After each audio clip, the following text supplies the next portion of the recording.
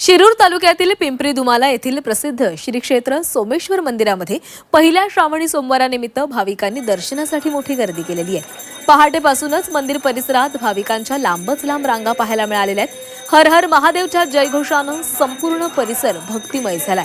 श्रावणी सोमवारच्या निमित्तानं भाविक महादेवाच्या पिंडीवर जलाभिषेक करत बेलपत्र अर्पण करून दर्शन घेत आहेत।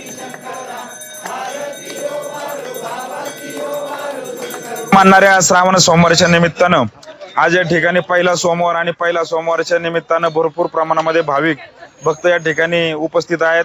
दर्शनासाठी सकाळी पहाटेपासून रांगा आहेत आणि आज योगायोग असा की श्रावणीचा पहिला सोमवार आणि नागपंचमी हे दोन्ही सण आज एकत्र आल्यामुळे भाविकांचा उत्स्फूर्त प्रतिसाद या ठिकाणी होतोय।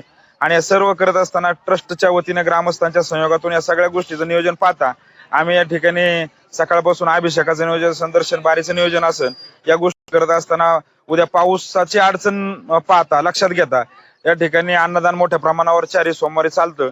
म्हणून आता सकाळपासून खिचडीचा महाप्रसाद आहे,